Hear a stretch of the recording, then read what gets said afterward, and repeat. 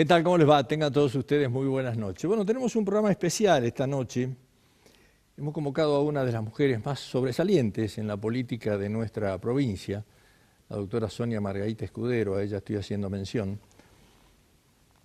Una mujer que lamentablemente no está ocupando lugares ni cargos en este momento. La verdad que desconozco la razón, pero bueno, tenía la intención en la última elección de ser electa senadora, lugar que le tocó ocupar en algún momento y creo que fue una de las figuras más sobresalientes que ha tenido la provincia en el Senado Nacional. Va a estar con nosotros esta noche. Pero antes quería comentarle dos o tres cositas con respecto a lo que estoy viendo de este G20 que acaba de finalizar en nuestro país. Parece que ya fue tan lejano. Cada uno de los presidentes que estuvo por acá tiene cada conflicto en su país que realmente asustan, ¿no? O sea, parece que se vinieron 3 días de picnic a la Argentina, pasaron muy bien, Teatro Colón, cena, agasajo, todo bárbaro, volvieron a sus países y están incendiados todos. Después de ahí apareció la otra situación, el famoso partido Boca-River, River-Boca. Una situación que realmente desconcierta la poca defensa de un gobierno nacional porque le saquen un ícono del fútbol. Uno o dos íconos. Estamos hablando del clásico más importante del fútbol tal vez de Latinoamérica y uno de los más importantes del mundo. Sin embargo, y sin mucha resistencia, el propio presidente argentino tomó de mala gana el hecho de que se lo saquen al país y entre la Conmebol y la FIFA se vaya a jugarse el día domingo, el próximo domingo, en Madrid. Yo creo que es una vergüenza nacional eso. Fíjese a dónde lo llevo, ¿no? Me parece que sacar una Copa Libertadores, que por primera vez teníamos la posibilidad de verla en nuestro país, una final con 2 equipos argentinos, algo de lo que hablaba todo el mundo, así muy livianamente, dice se va a jugar en España. Un hombre que en Paraguay, señor Domínguez de apellido, no creo que le dé el Pineni para ocupar, no sé, un ministerio en nuestro país, el ministerio más bajo, sin embargo, maneja el fútbol de esta parte del mundo, maneja la Copa Libertadores, manejó todos los errores que hubo en la Copa Libertadores, todos, sin embargo se le fueron tolerando, hasta que llegó esta situación de que en nuestro país no se podía jugar la Copa Libertadores por un problema de seguridad, con contradicciones ciertas. Se encontró una sola persona que tiró piedra, una sola persona que tiró piedras de todas las que habían tirado, piedra o una botella. Estuvo detenido 12 horas, de allí en adelante reconoció que él había sido, está arrepentido, no es un barra brava, es un hombre que pasaba por ahí, tiró una piedra, es un tornero que vive en un barrio, aceptó 2 años y 6 meses de condena en juicio abreviado y de ahí en adelante se volvió a su casa, terminó el conflicto. Sí, hoy sigue trabajando la policía, toda la policía argentina, nucleada en Buenos Aires, estuvo detrás de este caso. Yo lo escuché al presidente en una nota que le hizo el señor Morales Solá en Canal 13, donde el presidente dice que no puede ser tan inculto el pueblo argentino, la gente que estaba en la cancha de River, no puede ser que tengamos ese tipo de sociedad. Además aclaró, no es porque sea River, cualquier equipo argentino lo mismo. Y dijo que la sanción más dura había venido por los escupitajos que había recibido un señor que se llama Infantino, que es nada más ni nada menos que el presidente de la FIFA. Y esto quedó demostrado. O sea, la FIFA manejó, junto con la Conmebol, el cambio de país. Y según reconoce el propio presidente, no es por los barras bravas y los que estaban tirándole piedra al colectivo, porque eso lo dio como un hecho natural dentro del fútbol, el vandalismo. Lo que no pudo entender el presidente es cómo es posible que el señor estaba en la confitería de River y ahí lo escupieron y dice que eso no es de un pueblo culto y bueno, y por ahí vino la sanción. No lo escuché absolutamente nada defender el derecho de un país por mantener una Copa Libertadores de América. Cuando salía la candidatura de Macri, yo me acuerdo que la gente, o la gran cantidad de gente que uno puede hablar, decían que había dos condiciones que tenía este presidente. Primero, los éxitos económicos que había conseguido. Recordemos que nació en cuna de ricos, ¿no? Pero bueno, daban como que los éxitos eran propios, siempre vinculado al Estado, pero además porque fue un hombre que hizo progresar Boca, o sea, un hombre directamente ligado al deporte. A los 2 años de gobernar el país, el economista se fue al tacho, tuvo que ir al Fondo Monetario Internacional y nos entregó atados. Estamos atados por varios años. La otra faceta, que era la del fútbol, un fracaso total y absoluto, permitió que los 2 equipos argentinos que habían ganado la Copa Libertadores de América se tengan que ir a jugar a España. La Copa Libertadores de América, ese es el nombre de la Copa.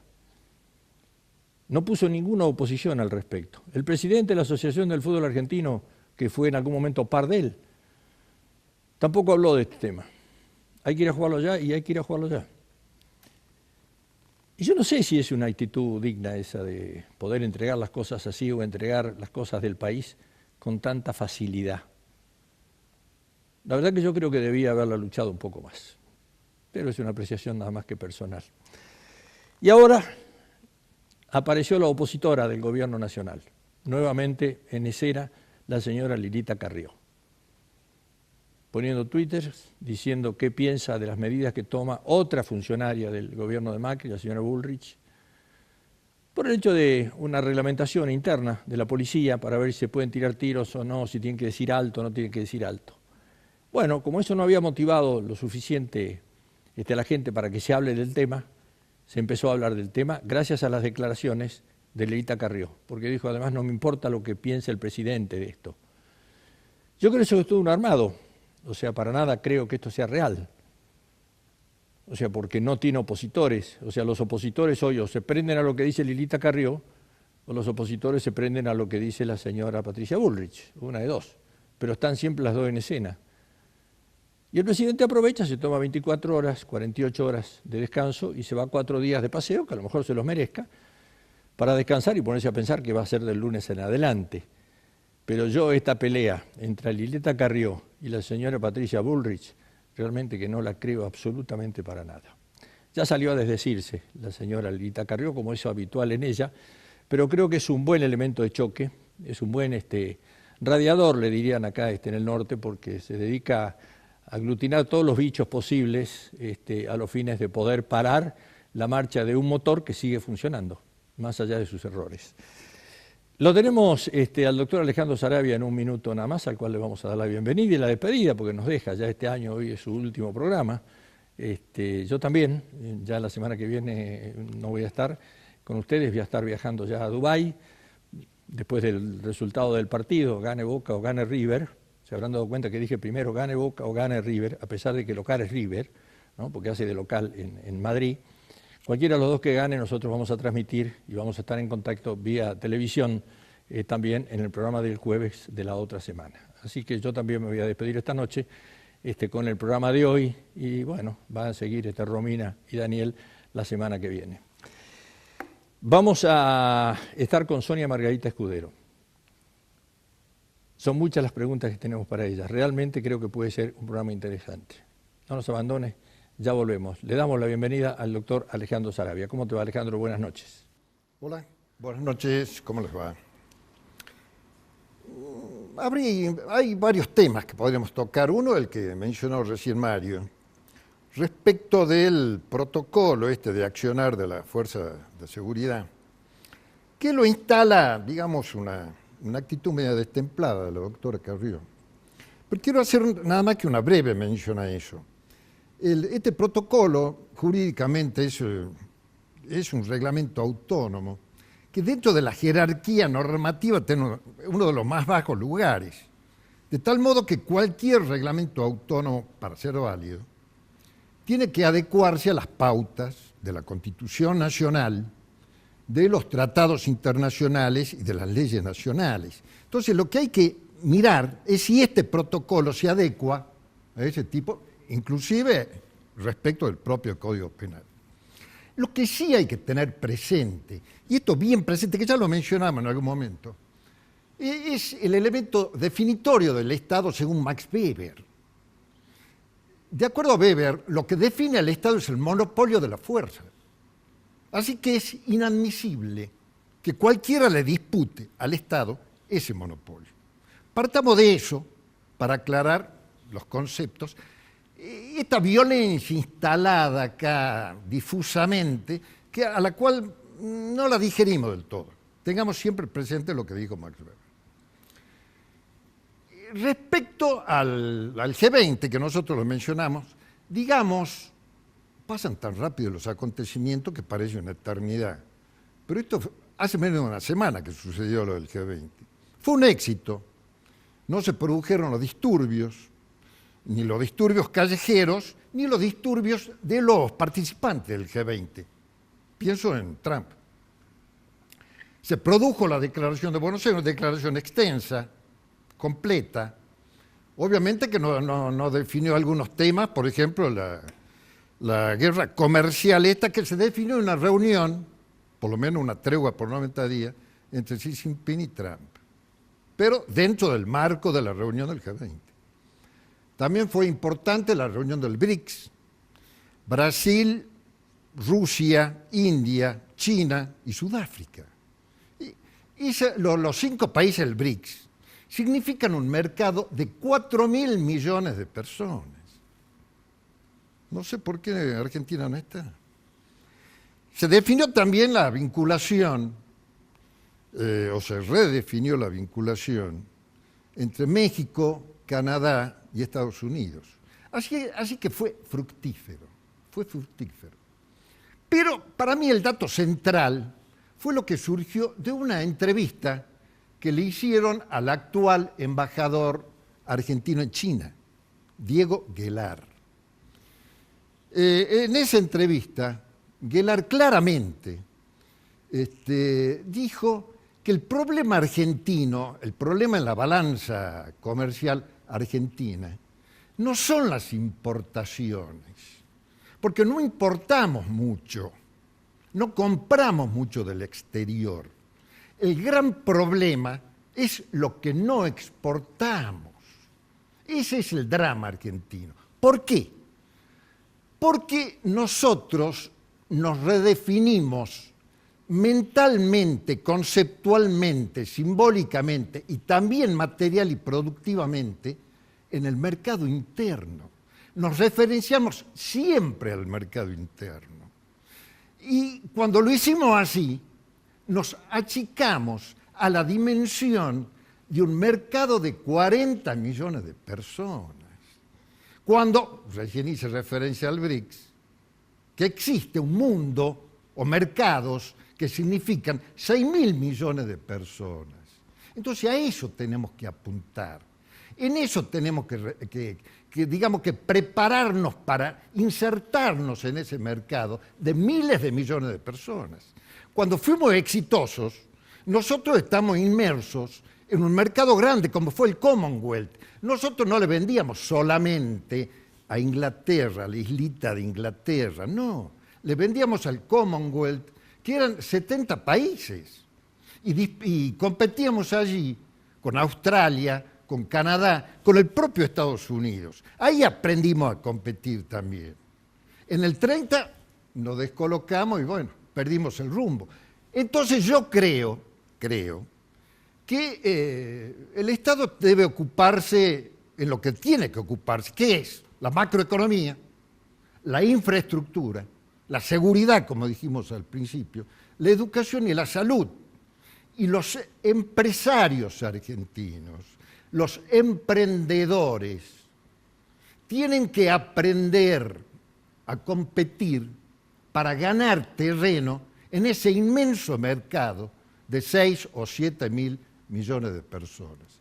Muchas gracias y será hasta el año que viene. Felicidades. Auspician este programa las siguientes empresas: Banco Macro, Lusal, La Casa de la Bodega, Edesa, Hotel del Dique, Transporte Marcilese, AGI Construcciones.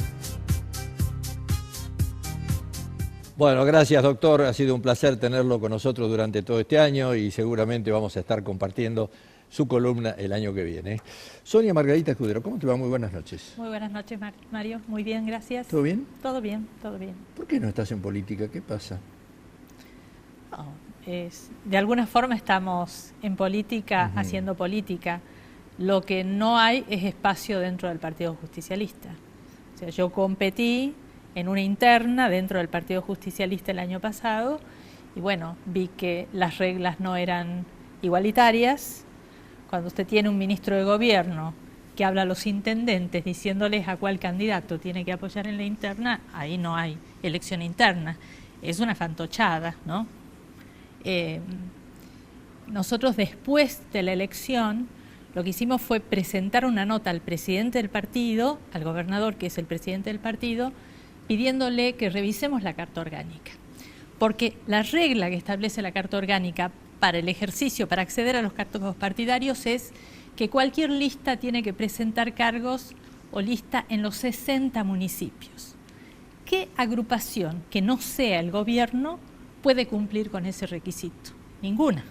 Imagínense cómo hacemos para hacer una lista en Tolar Grande, si después el gobernador lo llama al intendente y cualquiera que haya aceptado estar en la lista se baja, porque la dependencia de las personas en esos municipios chiquitos es absoluta y total, ¿no es cierto?, de la figura del intendente. Entonces lo que queríamos era eso, que haya verdadera democracia.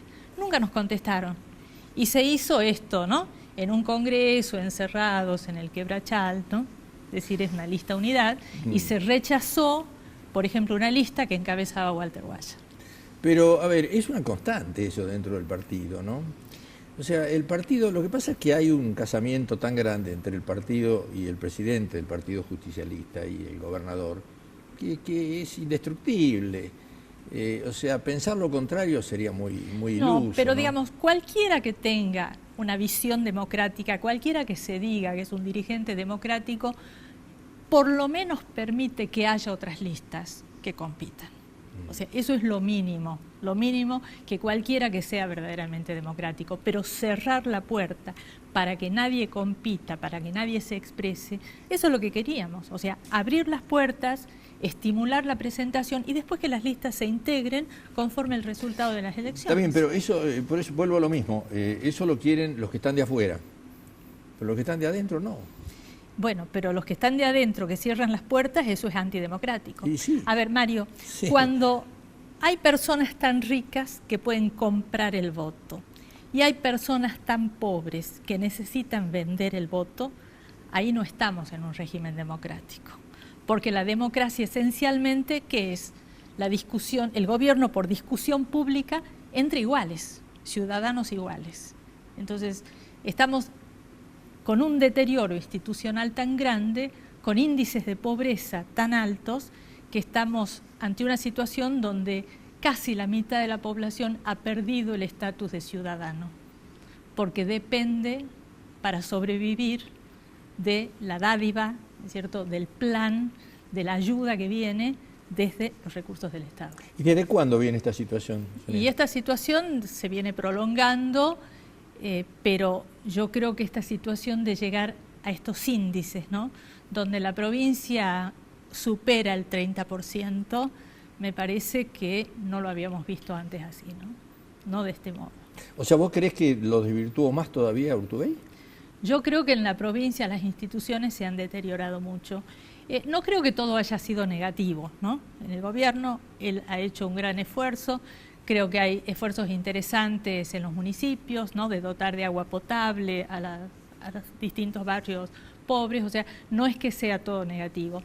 Hay también algunos pasos positivos que dio el gobierno nacional anterior al establecer derechos, ¿no? Ya no el plan social que depende del puntero, sino la asignación por hijo, que es un derecho. Quien está en esta situación tiene el derecho, no necesita recurrir al puntero.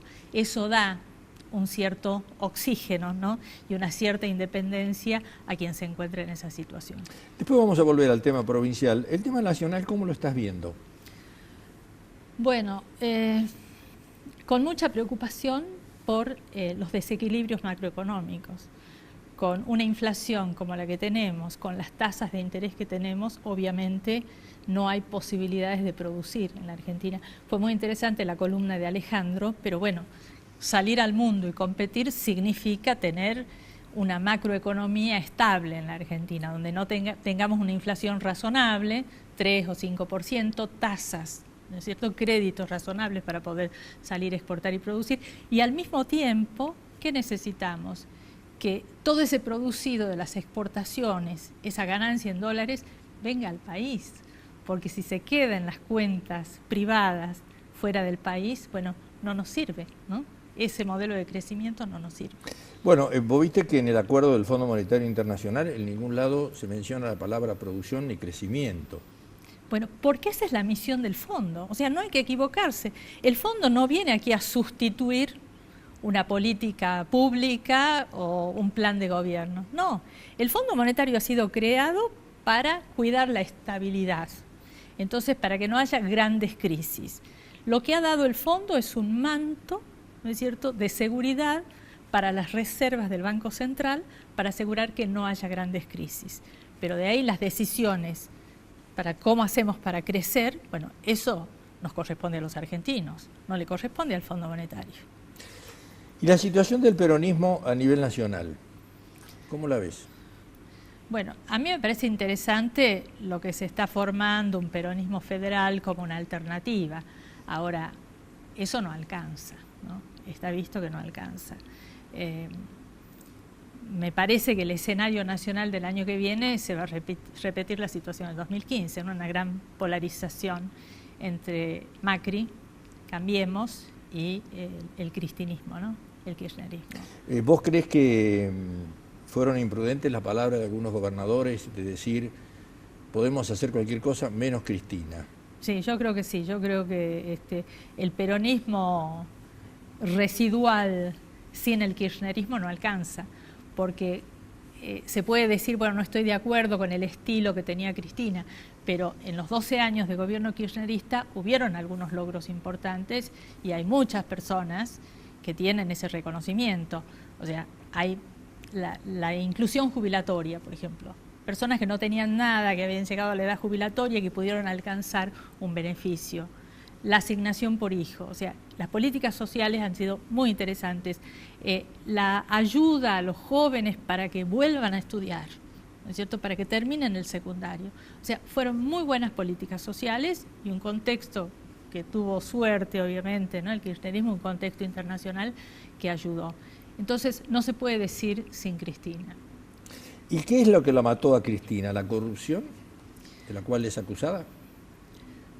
Sí, yo creo que los actos de corrupción de ella no están tan probados, ¿no? Yo creo que la gran responsabilidad de ella es política, haber permitido la corrupción dentro de su gobierno. Y eso es una responsabilidad política seria. Ella no estuvo en ninguno de los grandes negocios. Uno puede identificar algunos negocios de Néstor, sí, YPF, ¿no?, Chicone, uno puede identificar. Pero con Cristina no podemos identificar negociados, pero sí responsabilidad política. Ella dejó hacer. Todo el tema de infraestructura, ella dejó hacer. ¿Y el gobierno nacional en cuánto participó en este andamiaje de generar la corrupción de Cristina y toda la gente del gobierno de Cristina? ¿Que el gobierno nacional generó? Sí, a través de la justicia. ¿Lo hizo o no lo hizo? El gobierno nacional está permitiendo que la justicia actúe e investigue, ¿no? Y eso sucede en todos los gobiernos. ¿Pero vos crees que es independiente? ¿La justicia? Sí. ¿La justicia en la Argentina? No, la justicia en la Argentina tiene graves defectos y nosotros desde FOSIS intentamos, ¿no?, ver, bueno, cuáles son los parámetros, cuáles serían los indicadores para medir la independencia. La justicia tiene sus tiempos y eso es lo que indigna a la población, ¿no? La justicia tiene sus tiempos. Cuando alguien dejó de ser poderoso, entonces recién actúa. Si tuviéramos una justicia poderosa, una justicia firme, una justicia independiente, podríamos evitar que haya tanta corrupción, porque podríamos frenar la corrupción en el momento en que los poderosos están actuando y están actuando mal. Por eso a mí me parece que la transparencia, todo lo que hagamos por el acceso a la información, con la transparencia, con las pautas objetivas en la distribución de la publicidad, porque la prensa independiente es muy importante justamente para eso, todo eso nos va a ayudar. Y con la justicia también hay que trabajar mucho para fortalecer la independencia, independencia que tiene que ser externa, independencia de los otros poderes, independencia de los poderes fácticos, pero también independencia interna, ¿no? O sea, que no sea el Tribunal Superior el que agarre el teléfono y le ordena al juez cómo tiene que ser una resolución. ¿Y en Salta pasa algo de eso o no? Oh, en Salta el deterioro es enorme, ¿no? El deterioro de la justicia en Salta es enorme. Yo nunca me hubiera imaginado que un grupo de jueces pretenda modificar la Constitución por una sentencia judicial. O sea, quienes han jurado defender y hacer cumplir la Constitución se alzan contra la Constitución, se sienten que están por encima del poder constituyente y quieren modificarla en beneficio propio. A mí me parece que eso demuestra un deterioro institucional muy grande, deterioro que ya veíamos, ¿no? Porque, ¿qué estamos viendo? Tanto en la justicia nacional como en la justicia provincial, ahora no tanto en la nacional porque el procesamiento del gran empresario argentino está mostrando otra cosa, pero la justicia tradicionalmente y sin lugar a dudas en Salta actúa con dos manos. Con el poderoso, mano de seda, le garantiza impunidad, y con el vulnerable, mano de hierro, ¿no? Y eso es lo que la gente está viendo, por eso la falta de credibilidad de la justicia. El movimiento Familiares contra la Impunidad, que da vueltas a la Plaza 9 de Julio todos los viernes desde el 2011. O sea, esa permanencia en el espacio público reclamando es porque aquí hay asignaturas pendientes muy grandes, muy grandes. ¿Y en cuánto tiene que ver esto la Iglesia? Porque curiosamente la manifestación se hace en Plaza 9 de Julio, ¿no?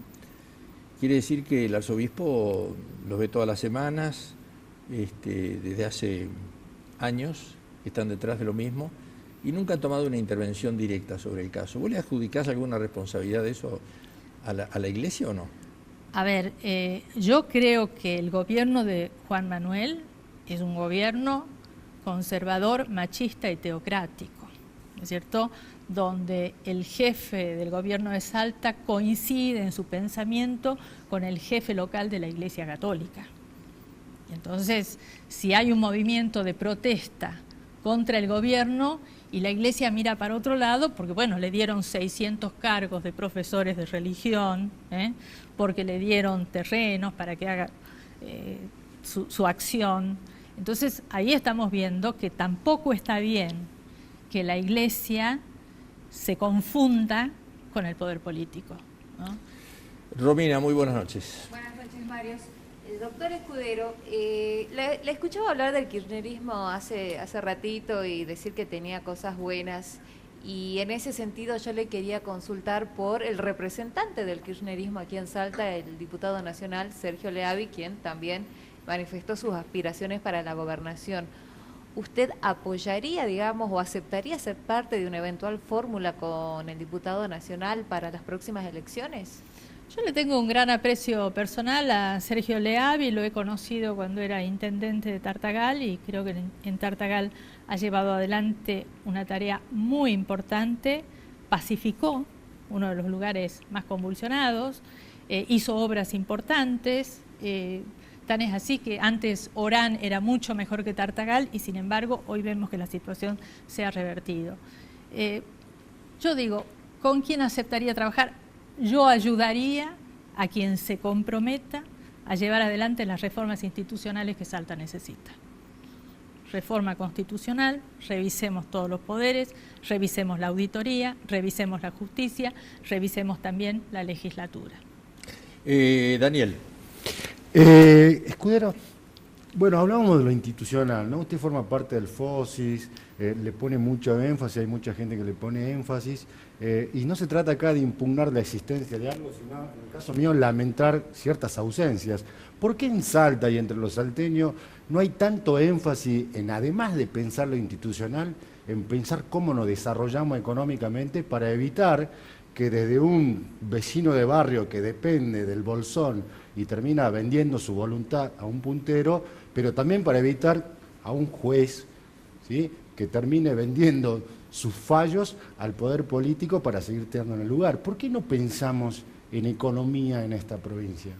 Sí, ahí hay un déficit muy grande cuando miramos lo que es desarrollo económico. Salta tiene el 3% de la población del país, pero solamente contribuyen el 1% al Producto Bruto. O sea, ahí hay un problema de ausencia de desarrollo. Creo que Salta trabaja muy bien el tema turismo, o sea, ahí se encontró un consenso y por ahí vamos. Creo que el desarrollo agropecuario ha sido importante, grandes inversiones, grandes campos, el desarrollo sojero, el desarrollo... Pero eso no alcanza. Nosotros necesitamos algunos procesos de industrialización. Y no vemos que haya habido en estos años del gobierno de Urtubey una gran vocación por buscar inversiones que realmente generen trabajo genuino. Hay iniciativas, pero digamos, en este contexto, quien tiene una buena idea necesita quien financie esa buena idea. Y eso es lo que no existe hoy en la provincia de Salta. Sin embargo, vemos que otras provincias han logrado inversiones importantes, ¿no? El Estado tiene que acompañar con inversiones en infraestructura y el privado seguramente va a apoyar y va a seguir invirtiendo. Pero con un modelo solamente agrícola, obviamente no alcanza. El modelo agrícola que ha crecido en la provincia es el modelo de las grandes inversiones, los grandes campos, y eso se ve mucho en el departamento San Martín. Y a mí siempre me llamó la atención ese contraste, ¿no? Esos campos con altísima tecnología y al lado las comunidades indígenas en una situación de pobreza donde no hay acceso al agua potable o al saneamiento, con déficit de educación y de salud muy grandes. Y de qué modo no hemos logrado, digamos, la cohesión que tiene que existir entre quienes están invirtiendo y trabajando en la zona y los pobladores del lugar. Los pobladores tienen que tener acceso y de alguna forma ver que los beneficia esa gran inversión. O sea, mucha desigualdad. Mucha desigualdad, mucha desigualdad. Y la desigualdad tiene que ser abordada por el sistema impositivo. Pero si usted tiene un campo, a mí me contaba uno de los gerentes de estos campos grandes, pues ni siquiera están los dueños, están los gerentes, ¿no? Que están de lunes a viernes y después se vienen a Salta. Estaba pagando en ese momento $4 millones al gobierno nacional de impuestos, 40.000 pesos al gobierno provincial de impuestos y 4.000 pesos al municipio.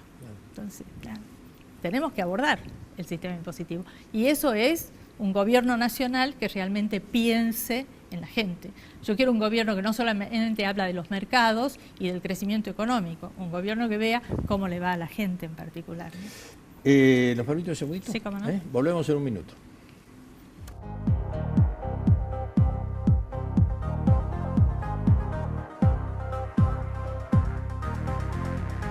Últimamente noto que la gente paga con macro de manera diferente. ¿Qué? El billete es cosa del pasado. Qué raro que no te hayas enterado. No sabía. Hay una forma mucho más sencilla que ir al cajero, pasar por ventanilla. Con tarjeta de débito pagues mucho poco. Es más seguro y te podés ganar la moto. ¿Cómo? Cada 100 pesos que pagues con tarjeta de débito, sumás chances para participar del sorteo de una moto y 5 Smart TV por mes. Macro, tu banco cerca, siempre.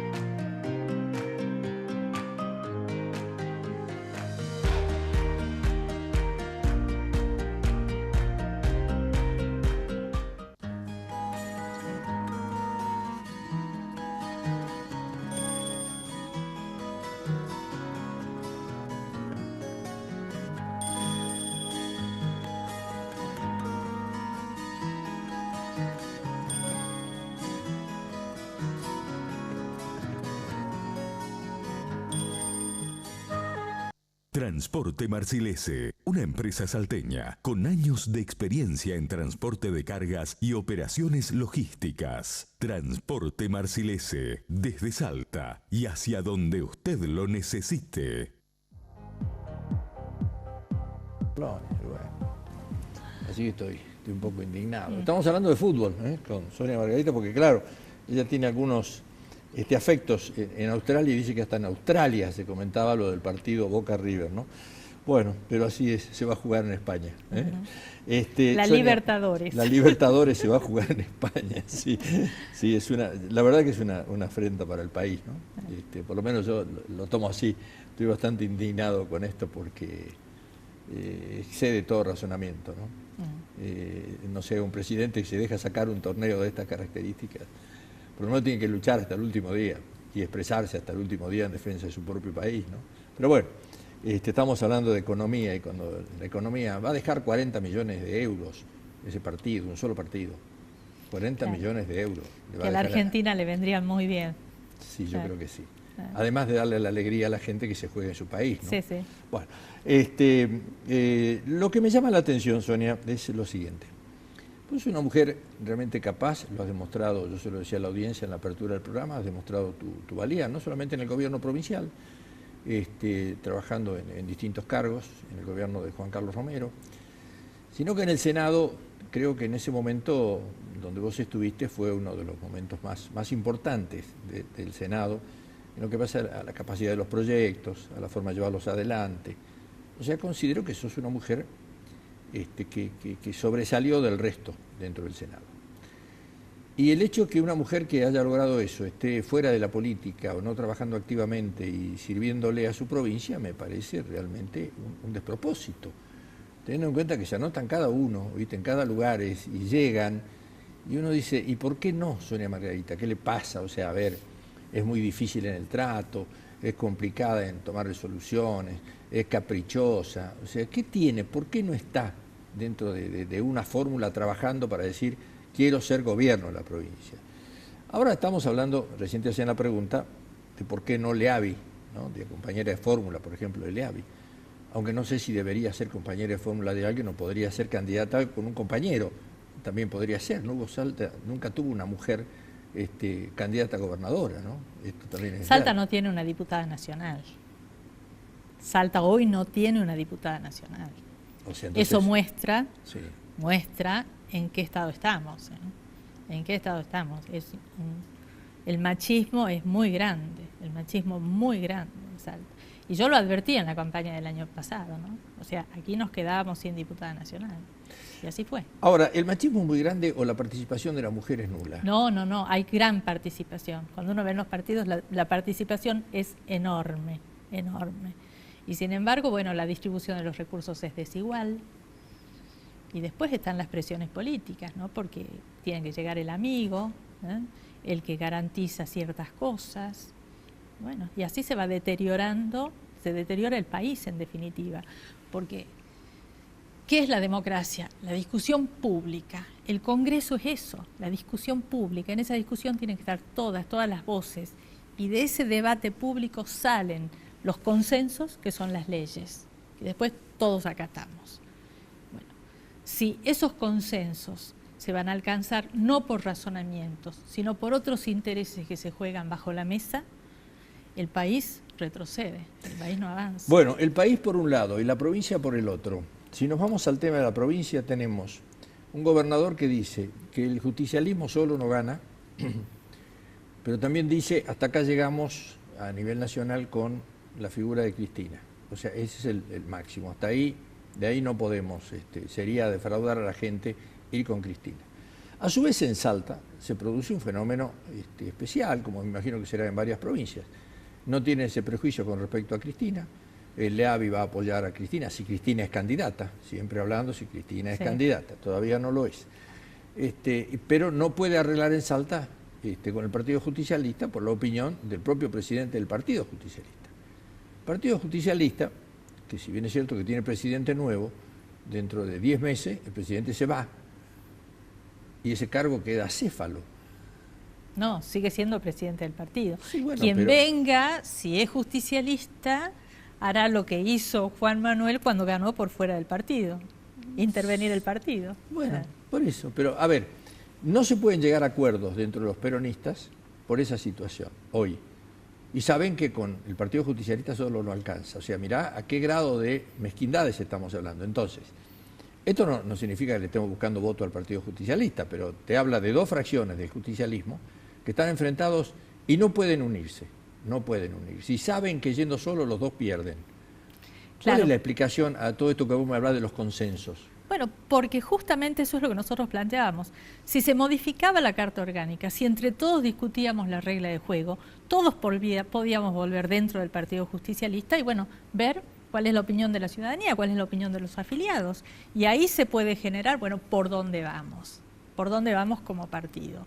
Pero si está visto que las internas no se respetan, que las reglas de juego no son iguales, que se cierra la puerta porque no queremos que nadie entre porque unos cuantos quieren seguir manejando todo, bueno, cada vez más el partido se achica. Y sin partidos políticos democráticos, activos, la democracia se hace muy difícil, ¿eh?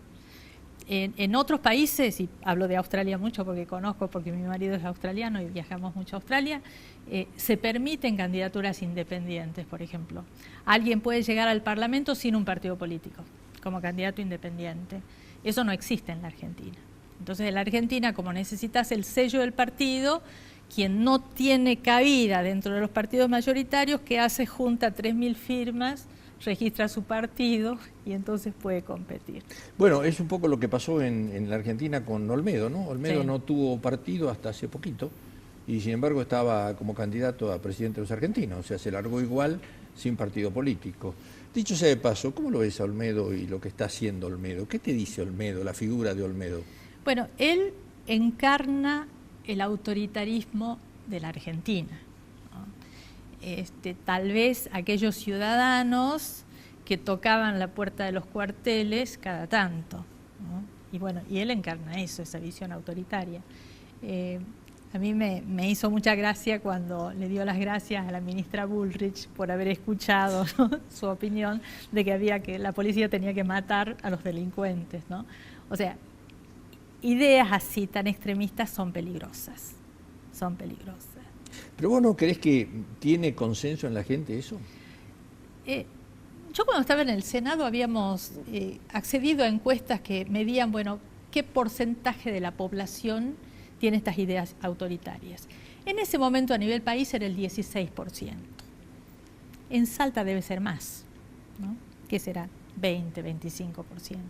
Yo no creo que la mayoría del pueblo salteño tenga esa visión autoritaria, ¿no?, de que la policía tiene que matar al delincuente, que tenemos que castrar a los violadores. O sea, esa puede ser, digamos, de color para la prensa, atraer a la prensa, pero no creo que la mayoría del pueblo argentino tenga esa visión absolutamente autoritaria.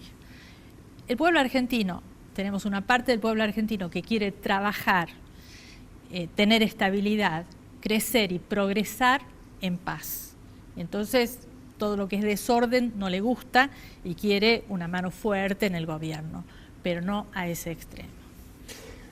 Ahora, vos me hablás de la época que vos estabas en el Senado. Sí. Esto hace mucho tiempo. Sí. Pasaron muchas cosas en el mundo y en el país. Yo me acuerdo cuando estaba la campaña de Trump, el mismo Macri estaba apostando a Hillary y dándole todo el respaldo de un país que estaba detrás de ella. Y sin embargo, Trump ganó las elecciones. El único que apostó a Trump en la Argentina públicamente fue Olmedo. Después vino Bolsonaro en Brasil. Y él está detrás de un movimiento evangelista que llama la atención lo que mueve en el mundo. El otro día, un poco entre risas y verdades, decía que tiene listos 100.000 fiscales para las próximas elecciones. ¿Para las nacionales? Para las nacionales. O sea, yo los escucho a ustedes, los hombres de la política, y los problemas más graves que tienen son los fiscales, ¿no?, que estén en el día de la elección, conseguir fiscales, buscar fiscales. Bueno, tiene los fiscales listos, Olmedo, que es todo el grupo evangelista. Entonces, vos ¿hasta dónde crees que puede llegar esta ola de Olmedo, por ejemplo? Yo no creo que sea ese extremo. Tendría que estar muy mal el país, muy, muy mal para que la mayoría del pueblo argentino opte por un pensamiento tan extremista, ¿no? Y no creo que todas esas ideas absolutamente extremistas sean posibles de realizar en una Argentina democrática y todavía una de los países más cultos, digamos, de América Latina. Ahora, volviendo al tema local, precisamente ya no en el orden nacional, y lo dejemos a Olmedo descansar un ratito. Si en el tiempo se va dando una conjunción de ideas o un consenso entre el Partido Justicialista y el Partido de la Victoria, ¿vos serías parte de ese frente o no? Yo ya lo dije, quiero saber qué es lo que se quiere hacer, digamos, porque el poder por el poder, para que se enriquezcan los que están arriba del poder, a mí eso no me interesa. Prefiero estar afuera, desde la sociedad civil, denunciando lo que está mal y denunciando la corrupción.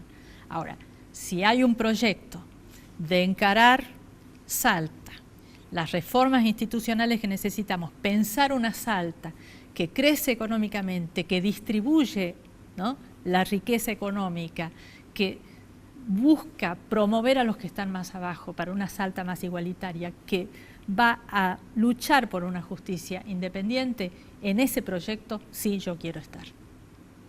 Ah, la pucha, pero me parece que son muchas pretensiones. No, hay que tener la vara alta, los ideales altos, para que después algo podamos realizar. No, está bien, me parece perfecto. El tema es cómo lograrlo eso, ¿no? O sea, vos hablás de una justicia independiente, hablás de un cambio a la justicia. Sí. ¿Alguno de los que está tendría ganas de cambiar la justicia? Hasta ahora hemos visto que no, todo lo contrario, porque esta acción de los jueces de querer modificar la Constitución por sentencia judicial fue un tercer intento, porque ya había habido un intento con un proyecto de ley enviado por el gobernador, aprobado por el Senado, casi sobre tablas, entonces, y frenado en la Cámara de Diputados. Entonces, eso demuestra que ese sector de la política no quiere que nada cambie. Entonces, bueno, ¿qué es lo que vamos a hacer? ¿Queremos una gran unidad del Partido Justicialista? Bueno, discutamos cuáles son las políticas con las que nos vamos a comprometer de cara a la sociedad, ¿eh? Ahora, ¿cómo se aseguraría Juan Manuel Urtubey, por ejemplo, cuando deje el mandato, de que no pase lo mismo que pasó con Romero? O sea, donde Romero se va del poder, empiezan a aparecer cosas que encuentra Urtubey. Urtubey lo primero que hace es mandárselo a la justicia diciéndole, mire, yo he encontrado esto, ustedes vean si es una irregularidad o no. Así como se lo mandó hace 10 años atrás, todavía sigue en la Corte o en la justicia local. Vamos a suponer que gane un gobernador que diga lo mismo, o sea, vamos a investigar a Juan Manuel Urtubey. Entonces, pero eso es lo normal, es lo que sucede en todos los países. Sí, bueno, alguien se va del gobierno, empiezan las investigaciones, uno se defiende, estas son las decisiones políticas que he tomado, y lo que hay que hacer en la Argentina y también en la provincia, distinguir lo que es responsabilidad política de lo que es responsabilidad penal. O sea, hay decisiones políticas que se toman que tienen que ser analizadas políticamente por la legislatura. Por eso es que cualquier reforma tiene que reformar la legislatura también, ¿eh? Para que la legislatura no guarde en un cajón los temas, sino que los debata de cara a la sociedad. Sí, bueno, pero eso no es lo que ha pasado. O sea, las causas de Romero, que eran 7, 8, ya 10, no sé cuántas son, tienen 10 años archivadas en la justicia. Y el propio denunciante nunca más las movió. Entonces, ¿por qué se podría suponer que alguien quiere que haya un cambio en eso, en esa actitud? Urtubey dirá, pero no, yo ahora lo que quiero es que alguien proteja los 12 años que yo estuve. Bueno, por eso es que nosotros, desde FOSIS, nos opusimos a una reforma constitucional express. Porque una reforma constitucional llevada adelante rápidamente de 2 o 3 artículos por quienes están dejando el poder no era la reforma para una Salta que progrese. Bueno, era una reforma para lograr impunidad de los que se van. Estaban logrando impunidad de 24 años, claro, no de 12. Bueno, por eso queremos una justicia independiente. Romina, por favor. Doctor Escudero, en las próximas elecciones se va a dar la singularidad que, a diferencia del 2007, donde los principales candidatos eran uno del Partido Justicialista y el otro por fuera del Partido Justicialista, hay dos sectores por fuera del Partido Justicialista, me estoy refiriendo a Sergio Leavi y a Gustavo Sáenz, que encaran ciertos proyectos. Y dado que, como usted bien dice, en el justicialismo no hay lugar, son muy machistas, y también los dos fueron intendentes y tienen sus gestiones para presentar, digamos, como credencial para la gobernación, y teniendo en cuenta la realidad y sin dejar de lado los ideales a los cuales ustedes aspiran, ¿con cuál de los dos se quedaría o cuál tiene más preferencia para usted? Los conozco a los dos, tengo un gran aprecio por los dos, reconozco la gestión de Sáenz en la capital, uno empieza a ver obras, ¿no? Con un gran esfuerzo porque la ciudad estaba destruida, ¿no? Una ciudad bombardeada, seguimos con pozos tremendos. Yo no puedo decir cuál de los dos prefiero, pero todavía no conozco cuál es el proyecto, cuál es el plan, cuál es la visión de provincia y cuál es la visión de las instituciones que tiene cada uno. El único que escuché hablar de proyectos son siempre los candidatos que están de la oposición, ¿no? El oficialismo siempre basa en la figura de lo que hice, de lo que puedo llegar a realizar. Esta mañana, hablando con Javier David, candidato también del Partido Justicialista, dijo: yo si no tengo un plan con proyectos para presentar, sería inútil que presente una candidatura a nada. O sea, tengo que tener un proyecto de gobierno. Y en eso es lo que estoy trabajando y estoy elaborando. Y después de ahí, si me va bien o me va mal, depende de lo que la gente vote, ¿no? Pero me pareció un planteo bastante correcto, racional, sí. ¿No? Daniel, por favor. Doctora, déjeme que repregunte. Sí. La semana pasada estuvo Sergio Leavi y dijo algunas cosas como la siguiente. Descartó una alianza con el PJ, pero no con dirigentes del PJ. Habló de la necesidad que su espacio tiene de una mujer reconocida y demás. Es un tipo que se reconoce con algunas ideas económicas y ciertas, digamos, no digamos falencias en lo institucional y demás. Precisa, esto no lo dijo él, precisa un dirigente de la capital, porque él viene del interior. Usted habla de una polarización evidente entre Macri y Cristina, reivindica alguna política del cristinismo, por lo que le escuché el mal mayor es Macri y Urtubey a nivel nacional. Por sí o por no. De Macri tampoco tengo una visión completamente negativa, ¿no? Porque, digamos, pero el jugarse por la transparencia, por la lucha contra la corrupción, es valorable. Me quedo con Urtubey, donde dijo conservador, machista y teocrático. Sí. Demasiado. Ese mucho. fue el gobierno, ¿Sí? Claro. Sí. Entonces, ante este escenario, capaz que por un sí o por un no, que generalmente me suelo quedar frustrado con preguntas de sí o no, pero no sería el caso este. ¿Usted descarta una candidatura con Sergio Leavi? Yo no descarto nada, pero eso está en la imaginación de ustedes, ¿eh? No sí, he tenido usted sabe que la política uno ninguna conversación escenario, con Sergio. Tampoco le estamos buscando candidata. No, ni con Sergio ni con Gustavo he tenido ninguna.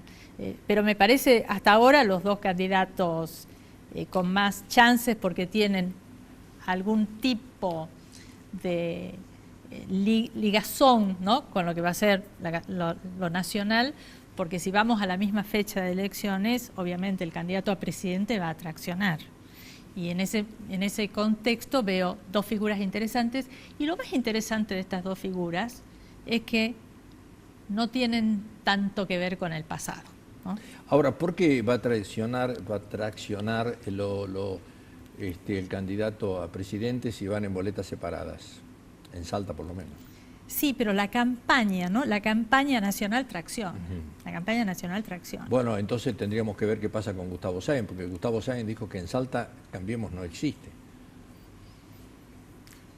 Bueno, habrá que ver, él tendrá que, ¿no? que definirse un poco. Claro, todavía, a ver, hoy me dijo algo Miguel Issa. Sí. Miguel Issa me dijo, los presupuestos nacionales los aprueba primero la nación. Después le corresponde a las provincias y después a los consejos deliberantes. En esto es exactamente igual. Primero hay que ver quiénes son los candidatos nacionales. Porque hasta ahora hablamos de Macri y hablamos de Cristina, pero no sabemos si va a ser Macri o va a ser Cristina. Todavía. Hasta que no se largue la campaña, no se sabe. Yo creo que van a ser porque no tienen alternativa. O sea, Cristina no tiene nadie en su equipo que mida como ella. Y como se juega todo, se juegan diputados, senadores, o sea, se juega poder, se juegan intendencias, tiene que traccionar. Para que su movimiento continúe, ella tiene que traccionar. ¿Y se juega la libertad también? No lo sé, las causas van muy lentas, ¿no?, en la Argentina. Pero y la doctrina Pichetto, las es muy causas clara. aceleran, merman, Sí. aceleran. Yo en el caso de Cristina creo que ella le va a dar fuero a sus hijos. Y no es una carga Y para demasiado, eso tiene que salir pero, ella a pelear. Sí, claro, es una carga demasiado pesada, ¿no? Claro, claro.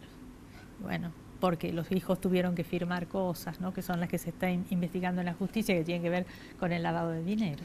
Acá ya hubo una candidatura lanzada en el programa del lunes de Natalia y de Diego en Canal 10, donde manifestó el senador Rodolfo Urtubey, que lo apoya a Isa y que quiere ser candidato reelecto nuevamente. Ajá. O sea que ya tenemos un candidato a senador. Hay un candidato a senador. Y un precandidato a gobernador. Sí, claro. Claro. ¿Y quién será el otro candidato a senador por la minoría o por la mayoría? No sé. ¿Y el gobernador no será candidato a senador nacional? No lo sé. No lo sé. Estamos preguntando acá, ¿no? Yo creo que está todo abierto. Está todo abierto. Está todo abierto. Está todo abierto. Está todo abierto. No sé en el peronismo federal si quien más mide es el gobernador, ¿no? No lo sé. O sea, parecería que hay otros parecería candidatos, que es Massa. claro. Parecería que es Massa, pero todo indicaría, de acuerdo a las personas que allegados a Urtubey, que Urtubey podría llegar a superarlo a Massa. No le queda otra alternativa. Si se presentan los cuatro que estuvieron presentes, Schiaretti, Pichetto, Massa y Urtubey, si no sale de ahí, no le queda mucho más espacio. Sí. El tema es que todo va a depender de cómo esté la situación económica de la Argentina, ¿no? Si el gobierno nacional se cae porque esto es un desastre y no se puede seguir adelante y la gente ha perdido completamente la esperanza, ahí hay alguna posibilidad para el peronismo federal, ¿no? Alguna posibilidad. Para el peronismo federal, no para Urtubey. Como alternativa. No, para el peronismo federal como alternativa, que la sociedad diga, bueno, ya con Macri no quiero saber nada y apuesto a esto. Pero bueno, me parece que lo que se vio en el G20 fue un gran apoyo, ¿no?, y un gran respaldo a la gestión de Macri. Veremos qué pasa. Muy bien, esperemos verla en la próxima contienda electoral. Gracias, Mario. Gracias. Señoras, señores, nos vamos. Nos encontramos Dios mediante el jueves la semana que viene. Yo ya no voy a estar. Estamos viajando el jueves a Dubái para la transmisión del partido y todo lo que pase allí en Abu Dhabi con respecto al partido de Boca o de River. Hay que ver quién sale primero y quién es el que va, pero vaya quien vaya, nosotros vamos a estar transmitiendo desde allí. Por lo tanto, me despido hasta el jueves de la otra semana. Va a quedar Romina junto con Daniel en la conducción del programa. Gracias, muy buenas noches.